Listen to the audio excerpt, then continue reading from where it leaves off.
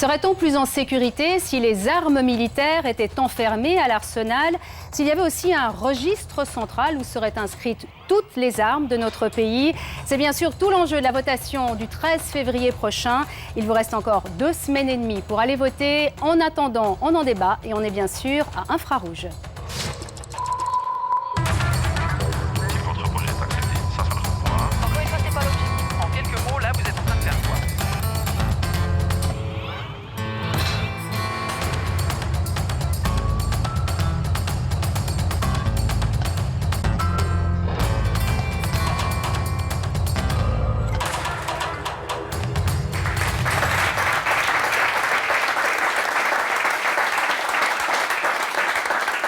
Madame, Monsieur, bonsoir. Merci beaucoup d'être avec nous. Il s'agit d'une votation très importante sur un sujet très émotionnel puisqu'elle touche à la tradition même du citoyen soldat. Alors on va tout de suite en débattre, mais avant cela, présentation des invités.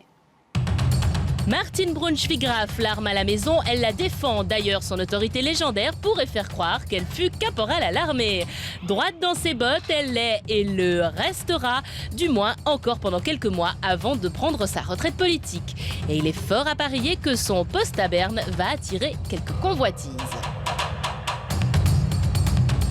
Stéphane Rossini, socialiste valaisan, une espèce visiblement aussi rare en Valais que le gypaète barbu dont on peine à assurer sa descendance. Le conseiller national chasse les électeurs en courant derrière des biches et chevreuils. Mais ne vous y trompez pas, cela ne l'empêche pas de se battre pour l'initiative contre les armes. Et avec nous également ce soir dans le camp des opposants, un autre chasseur, Christophe Darbelay, président du PDC, Conseil national valaisan, bien sûr, Xavier Schwitzgebel, président des Jeunes UDC Genevois, Aurélie Grangier, championne du monde de tir par équipe. Et puis dans le camp des partisans à cette initiative, Joseph Lang est avec nous ce soir. Vous venez de Tsoug et vous êtes un rescapé de la tuerie de Tsoug. Lorella Bertani, avocate, elle défend régulièrement des femmes victimes de violences conjugales. Et puis Richard Bouvier, vous témoignerez d'un fait divers tragique, la mort de votre sœur. C'était il y a quelques années, tuée par l'ordonnance de son mari. Alors, mesdames et messieurs, merci beaucoup d'être avec nous. Puis ce débat, je commence tout de suite avec vous, Stéphane Rossini. Alors, vous défendrez, bien sûr, ce soir, l'initiative. Alors, comment est-ce qu'on fait quand on est valaisan, qu'on est chasseur et qu'on défend en même temps cette initiative ? Alors, il faut savoir quelles convictions on a et quel but on vise.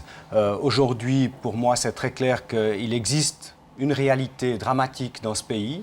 C'est la réalité des morts suite à la violence des armes. Depuis 1995 à 2008, c'est 5165 personnes qui sont décédées. Ce sont 4500 suicides. Par conséquent, des dizaines de milliers de personnes concernées, des familles qui vont vivre ces drames et qui vont porter ces drames, je dirais, toute leur vie. Et puis il y a toute la violence domestique qui est, je dirais, alimentée par les menaces avec les armes, sans mort, donc sans statistiques. Et je crois que cette réalité-là, elle me préoccupe. Elle me préoccupe et cette initiative qui demande d'abord et surtout que les armes militaires soient à l'arsenal, essaye tout simplement de réduire de quelques dizaines, voire centaines, le nombre de ces drames. Et je crois que c'est essentiellement ça qui motive mon engagement pour cette initiative. Alors Martine Braunschweig-Graf, vous êtes dans le camp des opposants. On a beaucoup dit dans cette campagne que les femmes étaient favorables à cette initiative. On vient de parler aussi de violence conjugale. Visiblement, ce n'est pas votre cas. La violence conjugale, je n'ai jamais eu à y faire face moi-même. Non, mais je dis, vous êtes une femme et ce soir, contrairement à la majorité de ces femmes de ce pays, apparemment, c'est ce que disent les sondages, vous êtes opposée à cette initiative. Je suis opposée à cette initiative, mais je suis aussi sensible qu'on peut l'être et aux causes du suicide, à la violence conjugale et à tout ce qui peut se passer avec une arme ou avec d'ailleurs n'importe quel moyen. Je le dis très clairement parce que j'ai eu, et dans ma vie et dans les fonctions bénévoles que j'ai eu à occuper, à être confrontée à des situations où on prenait conscience d'un certain nombre de problèmes. Et je suis opposée à cette initiative parce qu'en définitive, elle fait croire qu'on protège et elle ne protège rien du tout. On passe aujourd'hui d'un régime d'autorisation avec des interdictions quand c'est nécessaire, un régime d'interdiction où on dit que finalement les tireurs, les chasseurs, les militaires, les collectionneurs sont a priori suspects d'avoir une arme et qui doivent ensuite en faire la démonstration de leur nécessité. Et ça, c'est quelque chose qui ne protège pas, c'est quelque chose qui est en général beaucoup plus dangereux en définitive. Et je vous dirais simplement une chose, aujourd'hui, 80% des délits qui sont produits avec des armes à feu sont des délits qui sont fait avec des armes illégalement obtenues. Ça, c'est le résultat qu'on connaît. Et chaque mort est une mort de trop. Mais ceux qui viennent aujourd'hui dire qu'on va prévenir le suicide ou qu'on va prévenir la violence conjugale de cette façon-là, je dirais que ce n'est pas un moyen de prévention.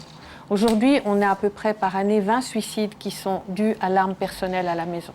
C'est beaucoup trop, mais on doit se demander pourquoi, qu'est-ce qui se passe, pourquoi quelqu'un est amené à faire ça. Et je pense que ce n'est pas la bonne façon de lutter contre quelque chose qui est en soi un drame personnel et un drame pour une famille, un drame pour tous ceux qui le vivent. Et ce n'est pas en interdisant qu'on va mieux faire en sorte de lutter, c'est davantage en responsabilisant et appliquant la loi actuelle. Stéphane Rossini, vous, dans le fond, le postulat que vous faites, c'est que moins il y a d'armes dans un pays, moins il y a de morts, c'est ça? On voit très bien avec les statistiques de l'OFS que la baisse du nombre de suicides, et fort heureusement il y a cette baisse, on s'en réjouit, est liée aussi et corrélée avec la baisse du nombre de soldats, donc du nombre d'armes. En Suisse, c'est une réalité. Moins il y a d'armes, moins il y a d'actes impulsifs qui peuvent se produire. Et ici, il s'agit tout simplement d'admettre qu'on peut éventuellement sauver quelques dizaines, voire quelques centaines de vies. Bien évidemment, on peut avoir une attitude en disant on ne fait rien du tout.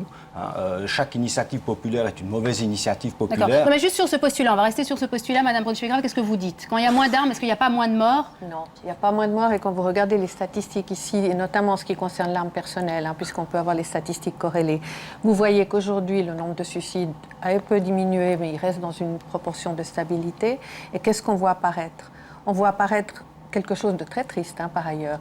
C'est l'augmentation du nombre de suicides par empoisonnement, qui est une réalité d'aujourd'hui, qui touche d'ailleurs les femmes et les hommes, et dont on ferait bien de se demander pourquoi aujourd'hui ça se passe de cette manière. Le deuxième moyen, c'est malheureusement la pendaison, et un des moyens qu'on utilise, qui n'est pas d'ailleurs nommé, c'est tout autre moyen où les gens sont sûrs qu'ils vont mourir. Et donc aujourd'hui, je pense que de prétendre que l'arme personnelle à la maison est la cause principale, ou l'élément central de tout ça, ça n'a pas de sens. On dit que c'est une réponse possible. Et moi, je vous dirais que la réponse possible, c'est qu'on retire les armes aux gens qui sont dans un état d'instabilité. La loi, aujourd'hui, l'exige. Et moi, comme chef de département militaire, j'ai eu à le faire dans des cas qui m'ont été signalés. Et quand on applique la loi et qu'on le fait, ça permet aussi de prendre un certain nombre de précautions.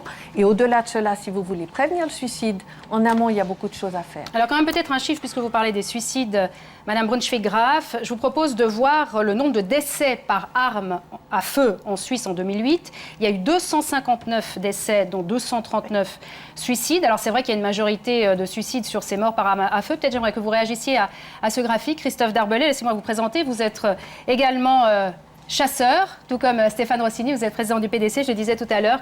Vous êtes évidemment dans le camp des opposants. Pourquoi est-ce que vous vous opposez à cette initiative?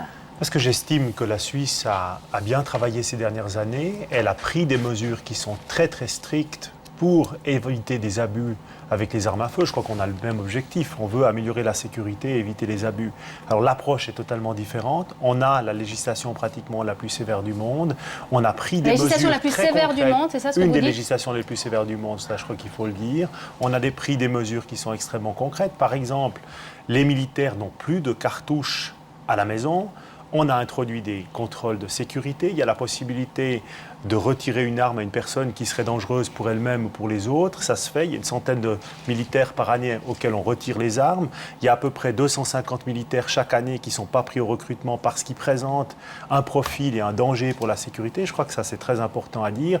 Et quand vous parliez du nombre ou du lien entre le nombre de suicides et le nombre d'armes à feu, ou le nombre d'homicides et le nombre d'armes à feu, ce qu'il faut dire, c'est qu'il y a eu 20 homicides l'année passée, 20 meurtres en Suisse. Il n'y en a pas un qui a été commis en 2008 avec une arme à feu. C'est la dernière statistique disponible. Sur les 1300 personnes qui suicident ensuite, et Martin Brunschwig-Graf l'a très bien dit, la majorité utilisent d'autres moyens, 80% utilisent d'autres moyens que les armes à feu, et sur les 1300 personnes qui se suicident, les 230 ou 250 personnes dont vous avez parlé avec des armes à feu, il y a uniquement 15 à 20 personnes qui utilisent une arme d'ordonnance. Christophe Darbellet, vous avez dit quelque chose d'important, vous dites que notre législation aujourd'hui est déjà extrêmement sévère. Joseph Lang, j'aimerais bien vous entendre à ce propos. Vous êtes conseiller national vert, rescapé de la tuerie de Zug, je le rappelle, c'était il y a 10 ans, 14 morts, c'était au Grand Conseil.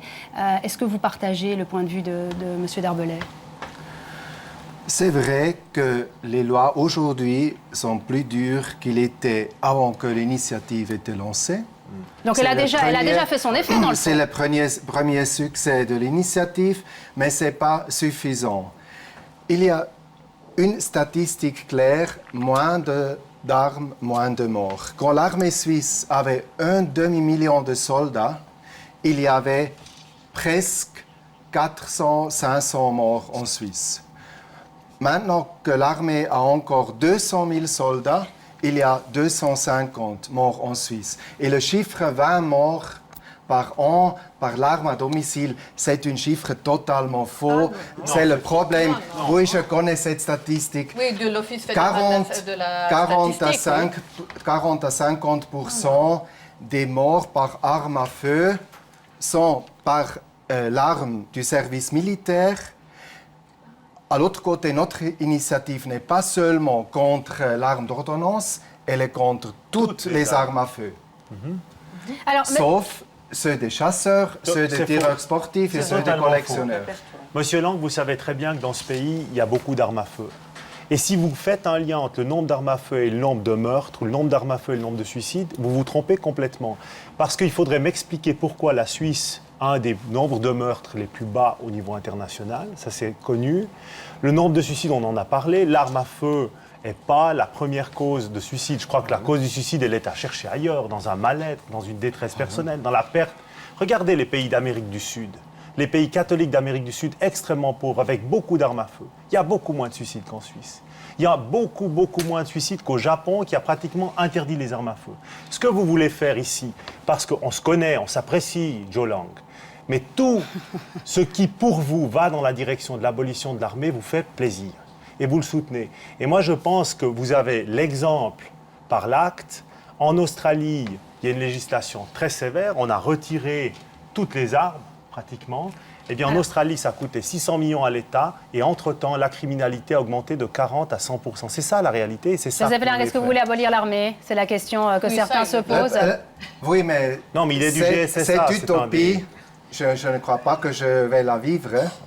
Mais c'est ce Cette que vous utopie voulez. n'a rien à voir avec cette initiative. Le pacifisme est d'abord contre la violence et après contre l'armée. Cette initiative n'a rien à voir avec l'armée comme institution. Non, mais Elle a à disons voir quand même- avec la protection face à la violence des armes. Disons C'est quand le même, pacifisme juste une contre la violence phrase, des juste armes. une phrase, et après on passera à un autre sujet.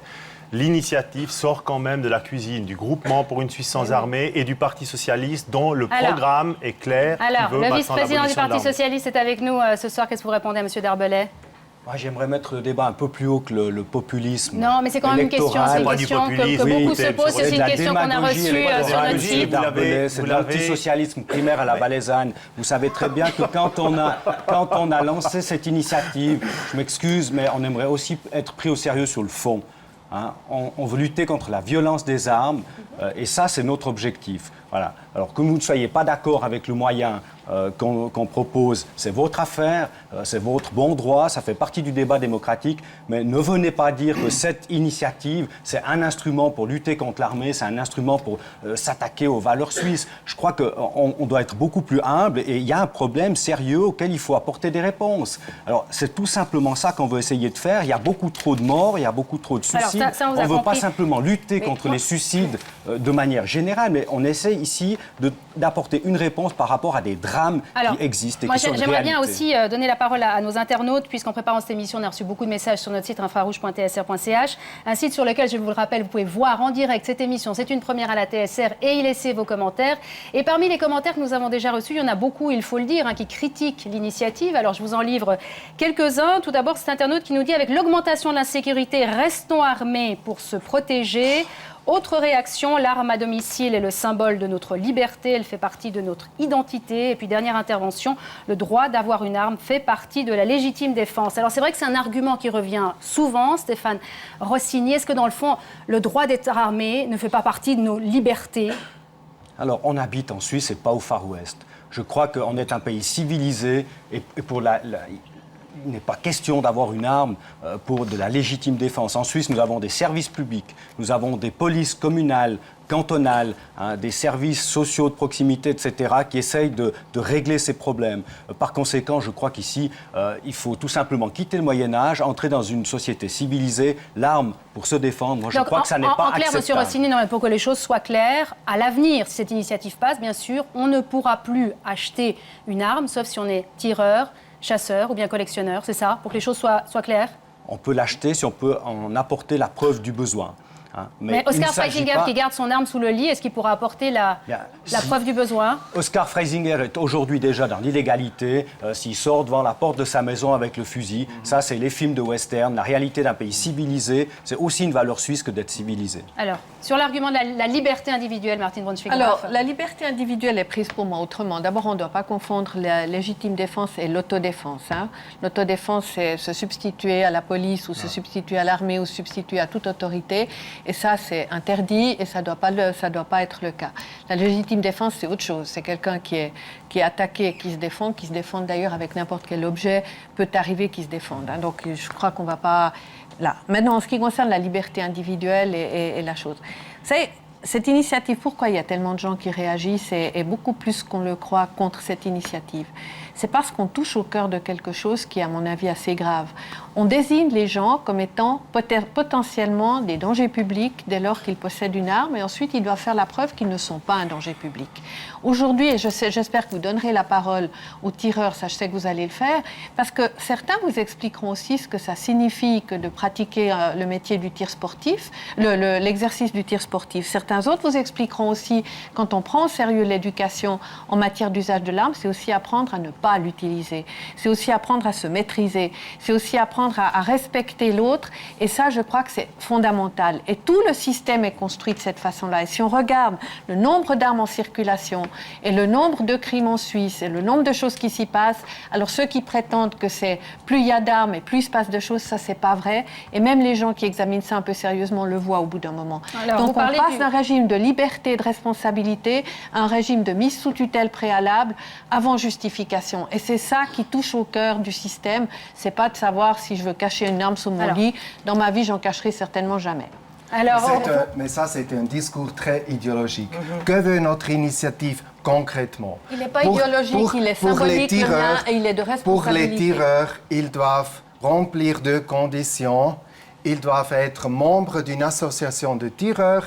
Ils doivent avoir une licence. C'est écrit dans la... Mais c'est écrit nulle part. Non, dans la Constitution. Dans le texte de votre initiative, il est dit que pour les collectionneurs, les tireurs sportifs et les chasseurs, ils vont apporter la preuve du besoin et de leur capacité. Et il est strictement rien dit sur les conditions de détail. C'est un chèque en blanc que vous donnez. On va mettre toutes sortes de conditions supplémentaires. On va laisser terminer Jolang, peut-être, M. Darbelet. Une dernière phrase. Pour les chasseurs et pour le tir sportif comme sport populaire, qui est un des grands sports populaires suisses au pays de Guillaume Tell, eh bien, ces sports-là, ces passe-temps-là, ces passions-là sont en danger. C'est de la démagogie. Il y a en Suisse... Monsieur Rossini, vous savez très bien, Monsieur Rossini, vous savez très bien, ça n'est pas de la démagogie, que Chasse Suisse, l'organisation des chasseurs, la Fédération valaisanne, dont nous sommes tous les deux membres, des sociétés de chasse, à l'unanimité, disent non à ces initiatives. Oui, et c'est incompréhensible. D'abord, les tireurs. Il y a en Suisse 65 000 tireurs licenciés. Pour eux, ça ne change rien.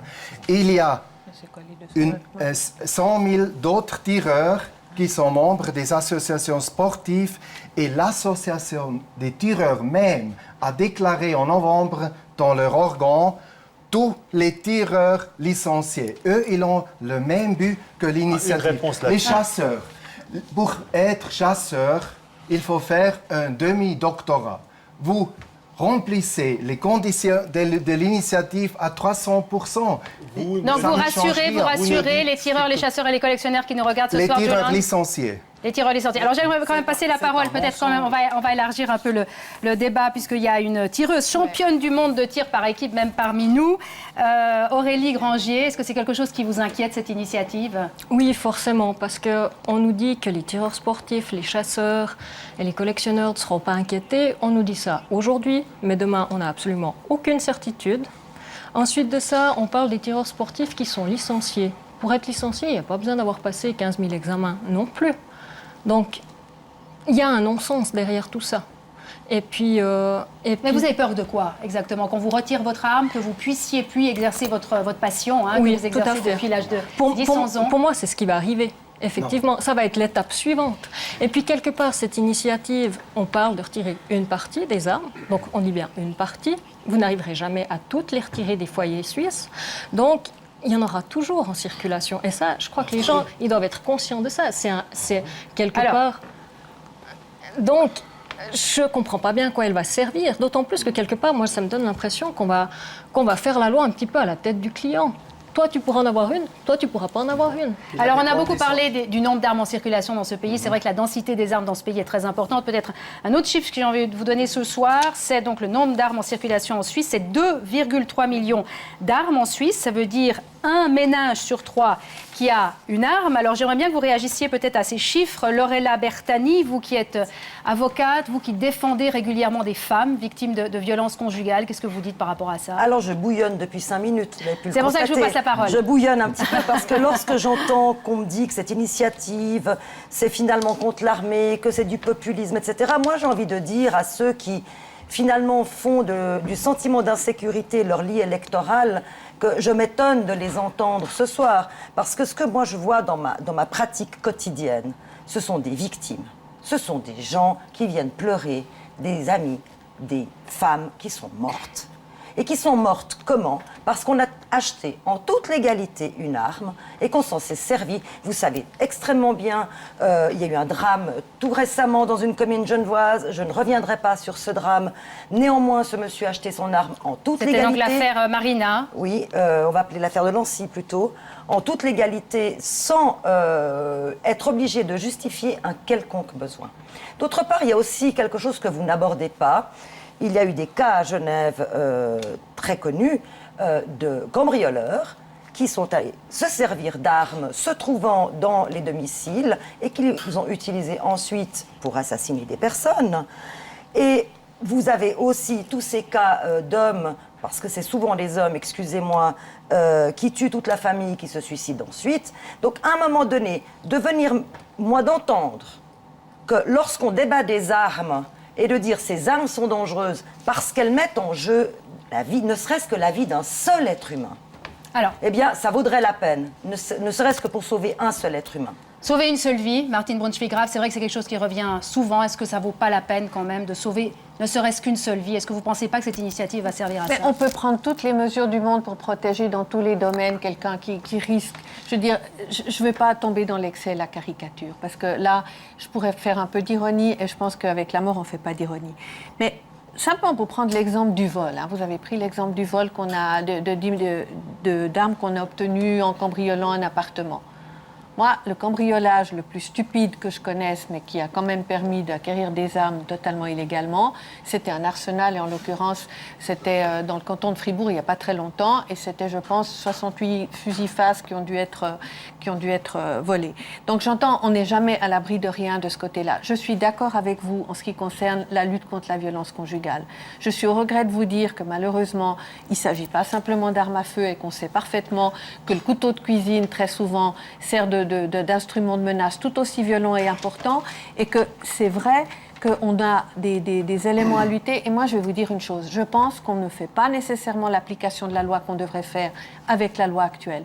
On veut une initiative pour améliorer la situation, on n'améliorera rien du tout. Moi, je pense qu'on n'applique pas la loi actuellement. Non, on doit être sévère. Je peux pas vous laisser dire, quand un homme est violent, il ne met pas la même pression sur sa femme lorsque sa femme sait qu'il a une arme sous son lit. Ce n'est pas du tout la même pression, et vous savez aussi bien que moi qu'une violence par arme à feu est beaucoup plus létale qu'une violence par arme blanche. Et ça, ce sont les statistiques qui le prouvent, il suffit d'aller à l'hôpital pour le savoir. Donc une menace, on ne parle pas de menace, moi je vous parle de mort, de personnes qui sont tuées, et l'arme à feu est beaucoup plus létale et beaucoup plus dangereuse dans une violence conjugale qu'une arme blanche ou qu'un étranglement. Vous savez, si c'était aussi simple, et s'il n'y avait que les gentils qui possèdent une arme et les méchants qui n'en possèdent pas, et ces gentils-là jamais ne passeraient à l'acte et jamais ne produiraient de violence conjugale, je vous dirais aujourd'hui, je vote cette initiative. Le problème, c'est comme vous le savez, que ce n'est pas si simple, et qu'il y a parfaitement des gens qui peuvent posséder une arme pour des raisons de métier, et dans les statistiques, allez regarder les gens qui possèdent des armes par métier et qui peuvent tout à coup se révéler extrêmement violents. Et ceux-là auraient eu la possession d'une arme, y compris avec l'initiative, et ça n'empêcherait rien du reste, parce que c'est en amont qu'on doit agir, et c'est les gens violents qu'on doit détecter, et c'est là où on doit travailler. Alors, les gens violents qu'on doit détecter, dites-vous, j'aimerais bien passer la parole à Richard Bouvier, Monsieur Bouvier. Vous avez connu un fait divers tragique, c'était il y a quelques années, votre sœur qui est décédée. Voilà, tout à fait. Donc, je vous remercie de me passer la parole. Si j'accepte de témoigner en fait de tout ça, c'est pour amener un peu de concret, sortir un petit peu des statistiques de l'OFS avec des chiffres où on se chiffonne dessus. Moi, si j'ai accepté de témoigner, c'est justement pour... Moi, je suis convaincu que cette initiative va sauver des vies et évitera... Et qu'elle aurait pu sauver la vie de votre sœur. Je suis convaincu que si elle avait été en vigueur à l'époque, il y a de fortes chances qu'elle soit encore en vie. Donc il faut quand même rappeler les faits, c'était il y a 3 ans, donc votre sœur qui s'était séparée de son mari, qui a été tuée par l'arme d'ordonnance. Voilà, donc il a abattu ma sœur en présence des filles, donc les filles étaient dans l'appartement, d'une balle à la tête. Et moi, si je dis que l'arme, s'il n'avait pas eu d'arme, il aurait certainement essayé de la tuer, parce qu'il avait ce projet, on le sait. Mais pour moi, un coup de couteau ou je ne sais pas quelle autre solution qu'il aurait pu imaginer n'aurait pas été pas aussi radical. Et il n'avait pas du tout le profil psychologique du tueur, voilà, apparemment. C'était un bon médecin. Moi, j'aimerais dire aussi, c'est que, voilà, au niveau des victimes, on parle toujours de victimes, mais moi, j'aimerais rappeler qu'il n'y a pas que le mort dans la victime. Dans mon cas, si je prends mon cas, vous imaginez ces 2 filles, plus de mère, le père en prison, ils ont plus d'avenir, ça va être difficile pour elles. Pour ma famille, pour mes parents, pour ma grand-mère qui a fêté 99 ans hier, on est des dizaines de personnes, une vie qui est brisée. Vous dites qu'elle n'a eu aucune chance parce qu'elle a reçu une balle dans la tête. Une balle dans la tête, elle est morte sur le coup, il n'a pas pu changer d'avis. Je suis persuadé que peut-être qu'il l'aurait sauvé s'il avait pu, comme il était médecin. Donc je rappellerai aussi une chose importante, ça n'arrive pas qu'aux autres. Et puis l'assassin, là, c'est pas le Ivan des affiches de l'UDC, c'est un bon médecin suisse. Et tous les tests psychologiques, ils les auraient passés. Je suis persuadé de ceci. Alors Christophe Darbelet, peut-être que vous répondez à M. Bouvier. Moi, je pense qu'une personne telle que celle-là, moi je ne la connais pas, je ne connais pas votre cas, je sais que ce que vous avez dit maintenant, c'est un cas extrêmement tragique, et moi j'ai toute la compassion pour ça, mais dans un cas comme ça, cette personne aurait vraisemblablement obtenu une arme. Ce n'est pas facile d'obtenir une arme en Suisse. Il y a des conditions qui sont très strictes dans la loi. Darbelet sont des actes impulsifs. C'était son arme militaire. Ce sont des actes impulsifs. Vous venez d'entendre comme moi ce qui vient d'être dit. Il a été dit que cette personne avait décidé, avait réfléchi à cela depuis longtemps. On n'est pas dans le cas d'un acte impulsif. On est avec l'initiative, son arme aurait été à l'arsenal quand même, M. Darbelet. D'un acte qui a été prémédité. Avec la législation qu'on a maintenant, d'abord, il n'aurait pas de munitions à sa disposition. C'est vrai, les munitions donc, sont séparées des armes depuis quelques années. Les munitions ne sont plus à disposition des soldats. Il n'était plus en fonction. Hein. Le pistolet, c'était un ancien pistolet, puis les balles, ils les avaient gardées depuis, elles avaient 20 ou 30 ans, ces balles. Ces balles auraient dû être rendues. Il y a eu un ramassage systématique. Les soldats et même les anciens militaires ne sont plus censés disposer de munitions. Vous ne pouvez pas acheter de la munition comme vous voulez, ni dans une société de tir, ni dans une armurerie. Là, je crois qu'il faut être... Si on est dans le cas sur la question quand même de, la de personnes qui font quelque chose d'illégal avec une arme illégale... On le sait très bien. C'est pas si compliqué que ça d'accéder à la munition. D'ailleurs, ça a pu être fait. Ce que vous disiez, Marcus Grave, tout à l'heure, c'est juste, il faut que la loi soit appliquée. On n'achète pas de la munition comme on achète du jambon à la Migros. Tout ça est réglé très strictement dans le cadre de la loi sur les armes. C'est aussi une arme. Les armuriers sont tenus à des conditions extrêmement restrictives. C'est même annoncé à la police périodiquement. Donc je crois qu'on ne peut pas dire qu'on peut se procurer ça comme on veut. Alors, moi, celui qui se procure une arme, il se procurera une arme aussi avec l'initiative et aussi avec de la munition. Mesdames et messieurs, il y a une des mesures très controversées de cette initiative, bien sûr, c'est le fait d'obliger les soldats de déposer leurs armes à l'arsenal. Cette possibilité existe déjà depuis 2010 pour l'ensemble de la Suisse, mais on l'a constaté avec l'enquête qu'on a menée, elle est encore très très peu utilisée. On va le voir avec ce reportage. Il est signé Olivier Courte et François Isoard. J'ai décidé de garder mon arme chez moi parce que c'est une fierté de l'avoir. J'aime bien. C'est mon numéro, il y a mon numéro dessus, je ne vais pas te le donner. Tu dors mieux? Ouais. Ça discutait ferme vendredi à la caserne de Bure. Près de 800 militaires fêtaient le dernier jour de leur cours de répétition. Parmi eux, un seul, oui, un seul, a déposé son arme à l'arsenal comme c'est permis depuis 1 an. Il faut dire que pour Sylvain Babé, c'est tout simplement évident.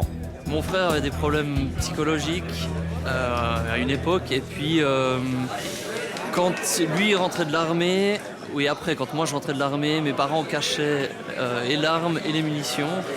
Et ça faisait une ambiance un petit peu particulière. Des militaires comme lui qui déposent leur arme à l'arsenal plutôt qu'à la cave ou au grenier, il y en a très peu en Suisse. À peine 600 sur plus de 200 000. Mais déposer son arme, c'est parfois obligatoire en caserne, par exemple, avant de se rendre au réfectoire. En faire de même en privé, ça ferait sourire les troupes. Un soldat rentre bien chez lui avec son fusil, mais sans munitions. Aucun souci donc pour la sécurité. Moi, je ne vois pas le sens pour donner mon arme dans l'arsenal parce que l'argument, c'est pour la sécurité de la société. C'est pas un argument pour moi parce que si quelqu'un veut faire quelque chose de criminel, il peut le faire avec ou sans arme. Alors, c'est pas à cause de la militaire, c'est ça. C'est aussi part de notre système milice. Ah, le mythe de l'armée de milice. Encore bien vivace au XXIe siècle. On le ressent fortement ici, à l'arsenal cantonal vaudois au château de Morges. Un endroit où l'on gère les affaires des 11 500 militaires vaudois. Depuis 2010, nous n'avons que 39 fusils rentrés sur les 11 500. C'est vrai que ça ne fait pas beaucoup, mais il faut croire que dans le canton de Vaud, ma foi, les gens veulent tous garder leur arme à la maison. Tous ou presque. Un phénomène qu'on explique ici de manière très pragmatique. Déposer son arme à l'arsenal, franchement, ce n'est pas très pratique. C'est aussi le fait que les Vaudois sont des tireurs et qu'ils participent à leur tir. Et les conditions assez drastiques du dépôt d'une arme personnelle, le fait d'aller les rechercher systématiquement pour effectuer son cours de répétition, pour effectuer ses tirs obligatoires, sont certainement deux raisons pour lesquelles le citoyen soldat vaudois hésite. C'est donc bien clair, après cette journée en caserne pour les citoyens soldats, il est tout aussi naturel de rentrer chez soi avec le fusil que de toucher sa solde. On verra le 13 février si les Suisses visent le statu quo ou la révolution.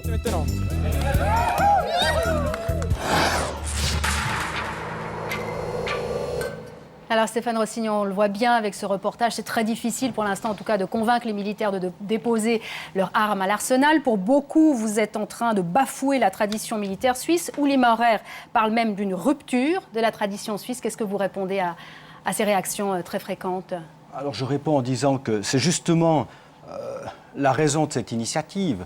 Le reportage l'a bien montré, ça n'est pas facile de déposer son arme. Je pense que si on a une organisation systématique et structurée de la remise de l'arme à la fin d'un cours de répétition et de la remise de l'arme de nouveau à son propriétaire militaire lorsque celui-ci rentre en service, eh bien, on a un exercice commun qui est fait ensemble et les gens vont pouvoir... Vous ne touchez pas à cette tradition quand même. Mais c'est quoi la tradition? La tradition, c'est quoi? Aujourd'hui, ce n'est pas une question de tradition qu'on doit discuter, c'est la pertinence d'avoir une arme militaire à la maison. Et plusieurs officiers, haut gradés en Suisse, des anciens officiers, tout le monde admet que l'arme, en plus sans munitions, à la maison ne sert strictement à rien. Elle ne contribue pas à la sécurité de ce pays. Vous m'enlevez les mots de la bouche, Monsieur Rossini, parce que c'est vrai qu'on me dit dans l'oreillette, puisqu'on est en direct, qu'il y a beaucoup de réactions sur notre site ce soir qui nous posent cette question. Je vais vous la poser à vous, Madame Brunschwig-Raff. Dans le fond, à quoi ça sert d'avoir une arme à la maison si précisément on n'a plus le droit d'avoir des munitions? Je pense que les tireurs me contrediront, mais l'arme personnelle, et le mot personnel a un certain sens au fait qu'on conserve l'arme à la maison. Ça veut dire qu'on a une arme qui est réglée pour l'usage de la personne, selon ce qu'on pratique comme tir, que ce soit à l'armée ou que ce soit pour les tirs obligatoires. C'est ça le concept de l'arme personnelle. Ça veut dire qu'on nous la confie, qu'on doit en prendre soin et qu'il y a un réglage de l'arme qui est fait et qui est fait par rapport à l'usage qu'en fait la personne. Le jour, quelques minutes au début du cours de répétition. C'est pas une raison. J'accepte volontiers de me faire couper la parole par un ancien militaire. Pour ma part, je n'ai pas fait de service militaire. Le jour, si je peux me permettre, le jour où vous devez remettre toutes les armes à l'arsenal, le système fait que vous n'êtes plus en mesure de gérer ça par le système de l'arme personnelle. Tout simplement parce que c'est devenu ingérable du point de vue de la quantité et par rapport au nombre d'armes qui doivent rentrer dans l'arsenal. Et donc, à partir de là, vous entrez dans un tout autre concept qui n'est pas du tout, effectivement, non pas de la tradition suisse, mais de l'éducation qu'on est censé recevoir au service militaire. Est-ce qu'on fait bien? Vous dites qu'il faut faire confiance aux soldats, c'est ça ce que vous dites? Mais on ne leur apprend pas seulement à tirer, On leur apprend aussi, quand on fait bien les cours de service militaire et quand on le fait de façon correcte, on apprend aussi ce qu'on doit faire et ce qu'on ne doit pas faire avec une arme, la façon dont on doit en prendre soin. Et aujourd'hui, je trouve que c'est un grand progrès de dire à des gens, parce que les appartements sont petits, parce que ce n'est pas toujours facile, si vous n'êtes pas en mesure de pouvoir garantir que votre arme est en sécurité chez vous, vous pouvez la déposer à l'arsenal. Bon, mais on voit que et ça marche c'était pas, un des arguments. Non, mais c'était un des arguments qu'on a beaucoup utilisé en disant aujourd'hui, on a des appartements très petits, on ne peut pas les garder. Monsieur Lang, quand même, est-ce qu'on n'est pas en train de jeter le soupçon sur tous les soldats en ne leur faisant pas confiance, en leur disant mais c'est trop dangereux d'avoir son arme chez soi, même sans munitions? Mais si on parle de confiance, on a déjà mis en question la confiance en ne donnant pas la munition. Parce qu'une arme sans munition elle ne peut pas fonctionner. Que la contradiction de cette décision que j'appuie, parce que pour moi, ce n'est pas une question de confiance, mais vous parlez de confiance, la contradiction de cette décision est la suivante. La confiance dans votre conception est rompue, mais à l'autre côté, la munition est très facile de s'organiser. Mais je vais vous donner un autre chiffre. Ce sont des chiffres totalement nouveaux parce qu'il y a une nouvelle pratique avec les armes d'ordonnance à la fin totale du service militaire. Les premiers chiffres des cantons disent seulement 12% des soldats, quand ils ont terminé tout le service militaire, vont avec le fusil à maison. 88% des fusils restent dans l'arsenal. Ça montre qu'il n'y a pas une relation spéciale entre soldats et fusils, seulement que c'est vraiment peu pratique avec la situation actuelle de mettre aujourd'hui l'arme à l'arsenal quand il faut faire l'obligatoire avec son propre arme, qui est aussi une mythologie. Moi aussi, j'ai fait le service militaire. Oui, mais on l'achète à des prix dérisoires. On doit d'abord, on doit être autorisé. On a rendu la loi aussi plus sévère de ce côté-là, et en plus de ça, on doit la payer. Donc, on fait un choix. Moi, je vous parle de ce qu'est le système de milice, dans le terme où il est conçu. Une fois que vous êtes libéré de vos obligations militaires, vous avez d'autres responsabilités, vous n'avez pas le même rapport et vous n'êtes pas toujours un tireur. Et quand vous l'êtes, vous avez d'autres possibilités. Alors, de j'aimerais bien passer la parole Donc, c'est normal que ça se passe comme ça n'a rien d'illustratif par rapport à l'initiative. Alors, Xavier Schwitzgebel, j'aimerais très bon marché. Xavier Schwitzgebel, je ne laisse pas passer la parole. Vous n'êtes pas encore intervenu. Vous faites partie de ces gens qui, dans ce pays, aiment beaucoup les armes. Vous êtes président des jeunes UDC de Genève. Vous êtes aussi membre de Protel. Vous avez même posé avec votre arme dans le plus simple appareil. Vous avez combien d'armes à la maison, monsieur Schwitzgebel? Alors, premièrement, ce n'était pas mon arme, mais celle d'un camarade, parce qu'étant grenadier dans la police militaire, je n'ai pas un fusil, mais un pistolet. Pour cette question, je pense que peu de tireurs, de chasseurs, de collectionneurs vont vous dire combien d'armes ils ont à la maison. En tout cas, vous avez votre fusil militaire à la maison, on suppose. Moi, j'ai pas de fusil militaire, j'ai un pistolet militaire. Mais alors, qu'est-ce que vous répondez à tous ces gens qui nous écrivent ce soir, qui nous disent, dans le fond, qu'est-ce que ça sert d'avoir une arme à la maison si on n'a pas les munitions qui vont avec?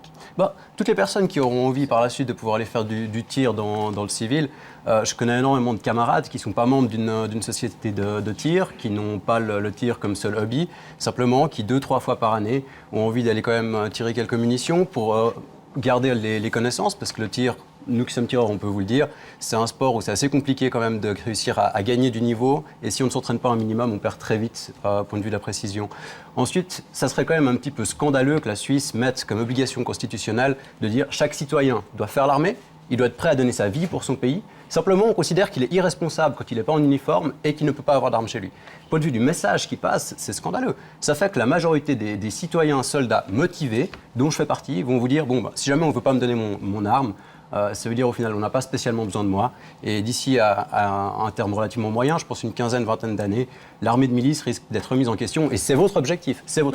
Mais dans ce cas, quitter la munition est aussi scandaleux, dans votre opinion? Dans une certaine forme, oui. Simplement, actuellement, au point de vue des conflits géostratégiques, des raisons stratégiques du moment, il y en avait moins besoin qu'à une autre époque. Et je m'étais opposé au moment où ça s'est fait. Maintenant que ça a été appliqué, je ne vais pas me mettre contre. Alors, Stéphane Rossini, vous vouliez réagir? Oui, c'est la soirée des grands mots et des procès d'intention. Je crois que le but de l'armée, c'est pas d'alimenter les hobbies de la population quand vous parlez de hobbies. Je crois qu'ici, du point de vue de la sécurité, c'est clair que ça n'amène rien.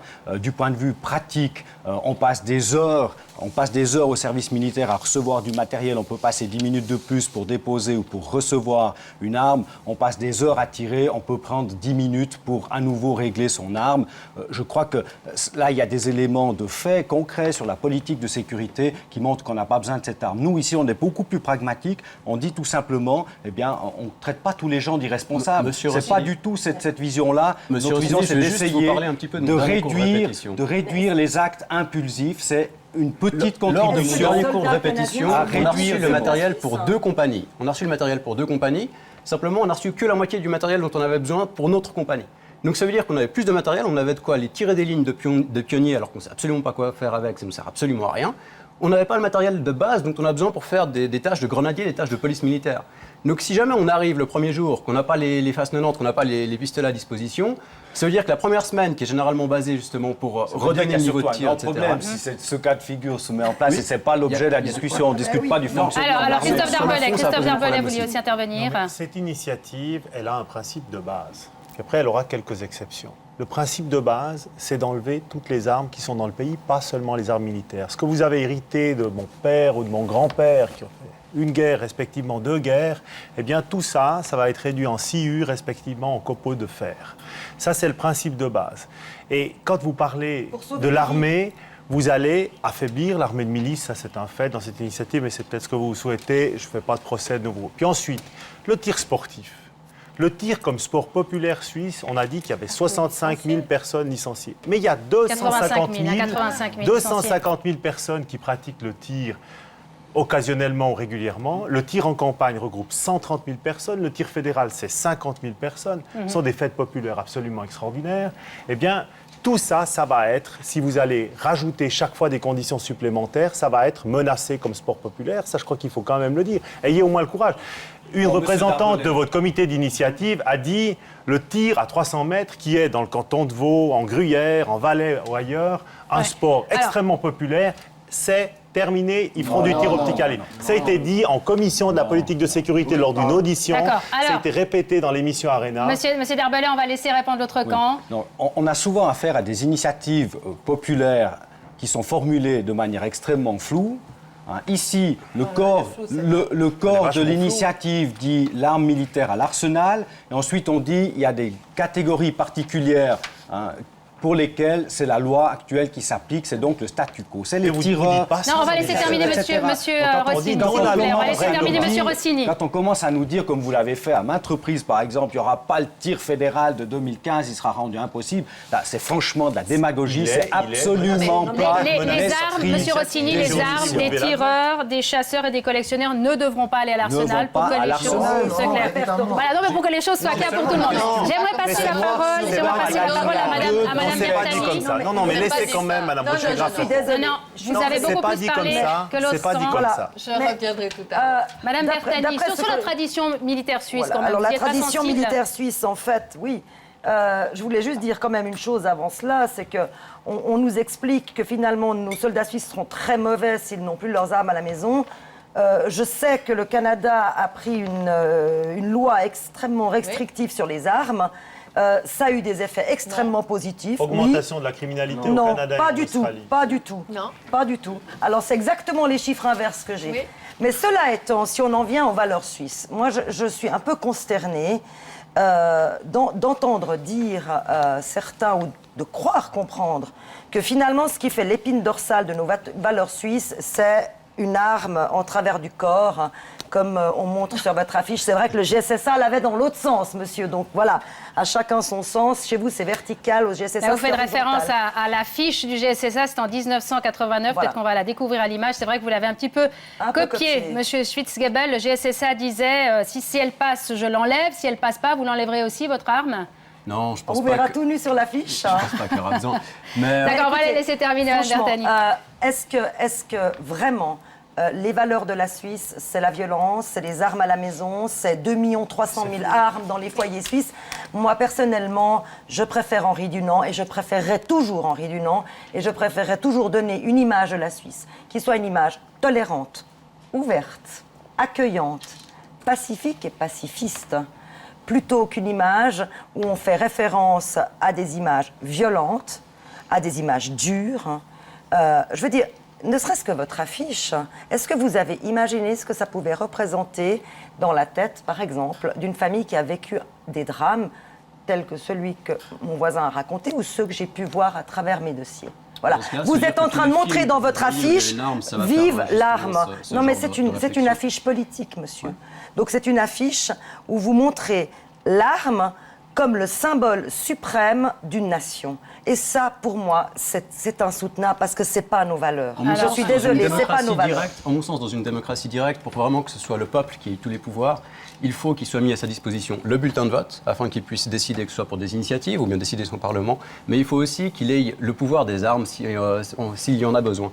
En Suisse, actuellement, et c'est ce qui fait que la Suisse est notre pays depuis 700 ans, c'est le peuple qui a les armes, et c'est pas donné à un groupe de professionnels. Mais pour qu'elle ne soit pas donnée à un groupe de professionnels, c'est déjà quelque chose d'important. Ça fait pas 700 ans que le peuple a les armes. Je crois qu'il faut retomber sur terre quand même et parler du texte. Monsieur Bouvier, juste sur cette tradition militaire suisse, qu'est-ce que vous répondez quand on vous dit c'est vrai que l'arme à la maison, ça fait partie de la tradition militaire suisse? Mon père était lieutenant-colonel, mes grands-parents étaient aussi... Les armes, je connais.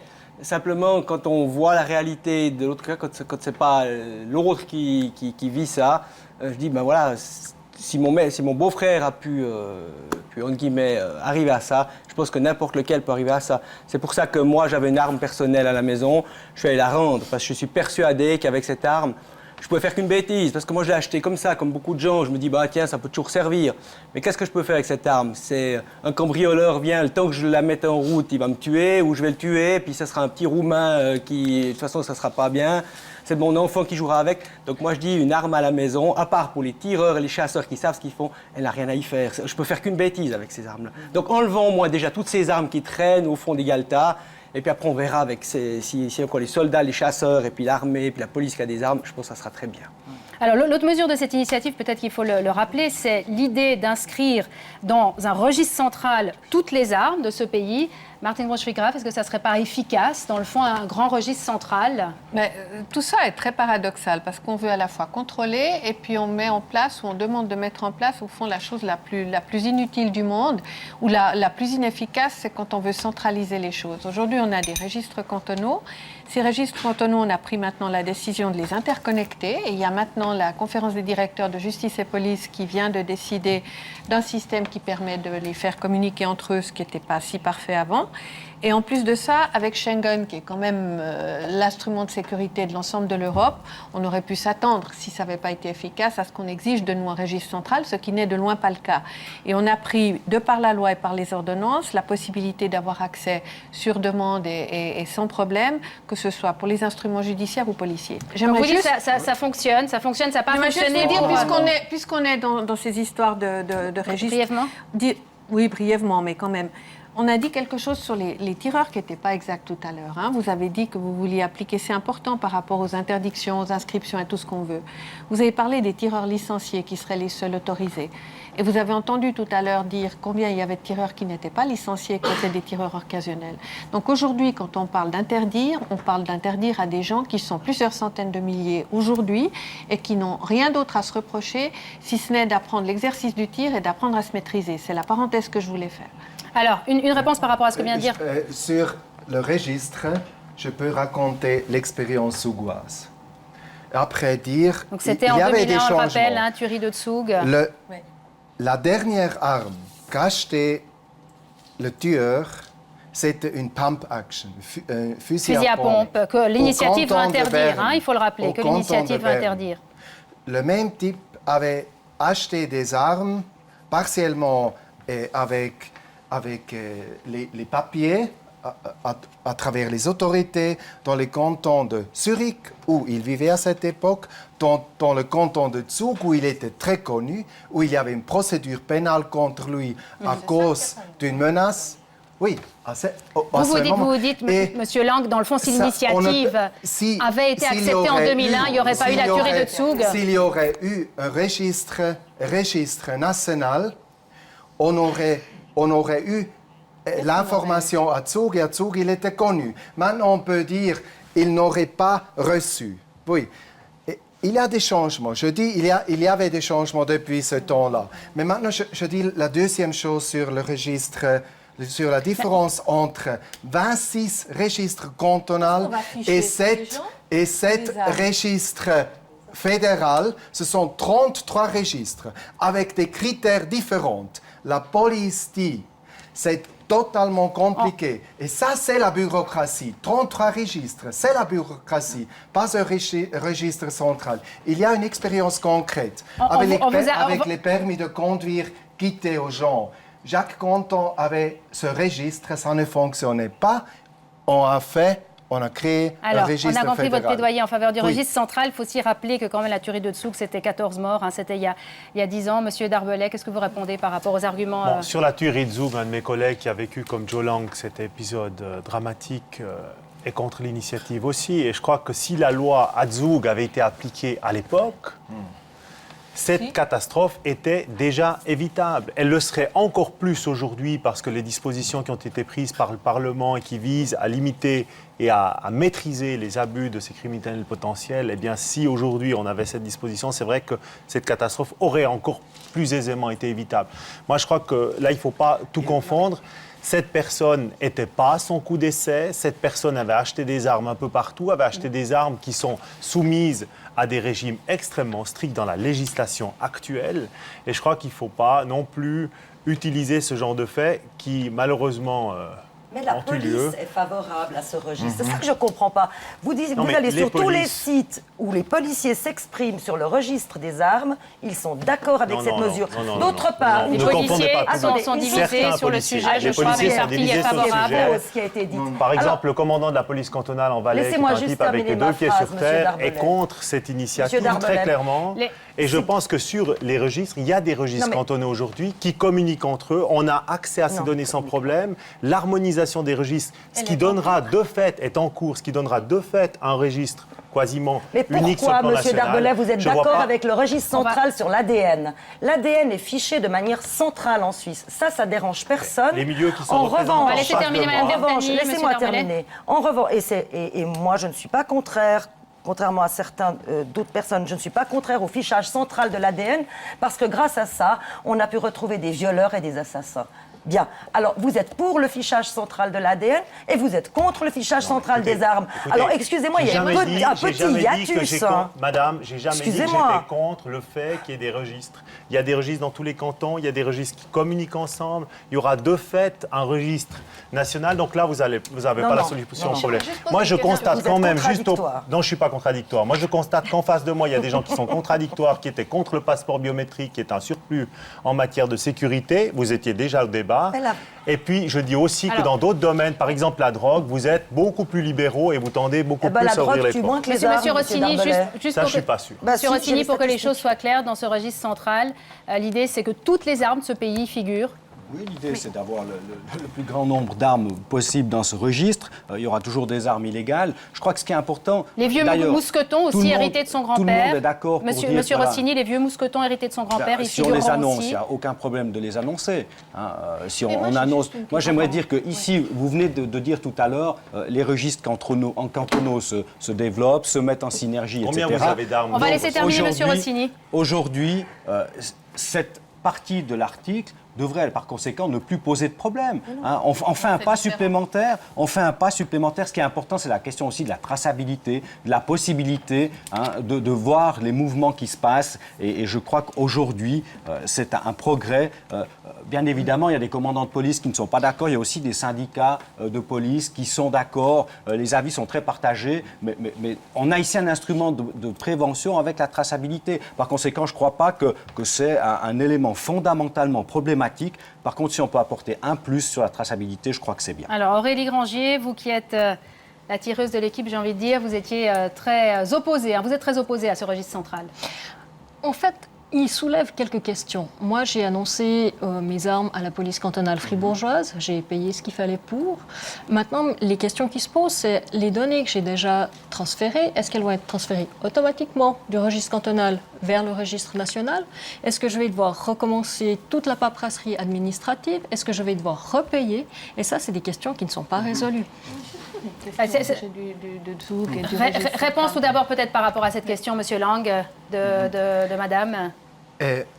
La création d'un registre central à travers, d'une part, les registres cantonaux, ce n'est pas une raison de vous envoyer, de vous demander de l'argent en plus. Pour vous, ça n'a pas aucune conséquence, mais évidemment, ça fait du sens d'avoir enregistré vos armes, qui sûrement sont enregistrées, au niveau national, parce qu'une arme... Ça ne sera pas trop bureaucratique, ça sera pas trop bureaucratique. Non, c'est pas bureauccatique. La bureaucratie, ce sont 33 registres. Ça, c'est la bureaucratie. On vous a compris. Martine Brod-Schwegraf, on a vécu, y compris en matière d'armée, un système informatique centralisé pour l'organisation des cours de répétition dont je ne voudrais pas décrire le chaos que ça peut produire rien que par le fait qu'on le produit de façon centralisée. Mais moi, j'avais quand même une chose, parce que la Turizug, j'avais un collègue conseiller d'État qui était là et qui a survécu et qui a été marqué à vie. Donc, personne ne peut rester indifférent à ça. Mais je n'ai encore pas compris comment on pouvait faire le lien avec le registre centralisé de façon correcte, parce qu'en définitive, ce n'est pas les gens qu'on va ficher dans un registre des armes, c'est les armes enregistrées à des gens qui sont censés les avoir reçues. Et donc, si elles les ont reçues, qui sont acquises, ou etc. Mais je veux dire, bon pour le service, on va dire. Alors, Monsieur Lang. Mais ce que j'aimerais dire, c'est que on ne peut pas prendre l'exemple de choses où on n'a pas vis-à-vis des gens, et ça, je pense que les vrais problèmes qu'on a autour de cette table par rapport à ce qui a pu se passer, ce n'est pas d'enregistrer ou de ne pas enregistrer des armes. Bien sûr qu'il faut les enregistrer, mais comme je l'ai dit au début, 80% sont des armes illégales dans les délits. 80%. Et ça montre quand même à un moment donné qu'il y a un sérieux problème. Ce n'est pas les armes enregistrées auxquelles on va s'attaquer ou auxquelles on devrait s'attaquer. C'est les gens qui viennent avec des armes illégalement. Alors vous soulevez une question, c'est vrai, qui revient souvent. Dans le fond, c'est vrai qu'on dit souvent cette initiative ne s'attaque pas, Monsieur Lang, cette initiative ne s'attaque pas au trafic illégal. Oui. D'abord, sur la question sougoise. Si le gouvernement de droite, majoritairement de droite sougoise, toujours aujourd'hui, défend le registre central, ça a des raisons très spécifiques. Ça ne veut pas dire que la majorité du gouvernement est pour l'initiative, je ne vais pas mentir. Mais le gouvernement sougois suit en défendant le registre central parce que ça, c'est une conséquence. Je ne dis pas qu'un registre central aurait évité la tragédie. Je dis seulement qu'un registre central aurait donné la chance de l'éviter. Si la police aurait pris la chance, ça c'est une autre question. Les armes illégales. D'accord. Vous dites qu'il y a certains membres du gouvernement de droite de dessous qui sont favorables à certains éléments d'initiative. J'aimerais juste rappeler quand même que le PDC, vous êtes quand même un peu divisé sur cette question, puisque les femmes PDC sont pour. Je disais aussi aujourd'hui qu'il y a plusieurs sections cantonales aussi qui sont favorables à cette initiative. Et Bâle-Ville, qui, comme les femmes PDC, ont dit oui à l'initiative. Sinon, toutes les autres sections, à ma connaissance, ont dit non à l'initiative. La mienne l'a dit à 85%. Alors, on arrive à la conclusion de ce débat. D'un mot, j'aimerais bien entendre Monsieur Rossini sur un argument qu'il faudrait retenir ce soir pour aller voter oui à cette initiative. Tout simplement, c'est pour essayer de sauver des vies. Ce n'est pas plus compliqué que ça. C'est une initiative qui ne résoudra pas tous les problèmes de la violence des armes, mais c'est tout simplement essayer de sauver quelques dizaines, voire centaines de vies et surtout éviter aussi et réduire quelque peu la violence domestique, les menaces qui, elles, n'apparaissent dans aucune statistique. Je crois que c'est tout simplement ça le but de cette initiative. Même question à vous, Martine Brod-Schwegraf. Je dirais que les interdictions entrent en général du marché noir, de l'illégalité et un faux sentiment de protection. Et cette initiative risque bien d'engendrer cela, hélas. Un mot aussi peut-être, Monsieur Lang, d'un mot.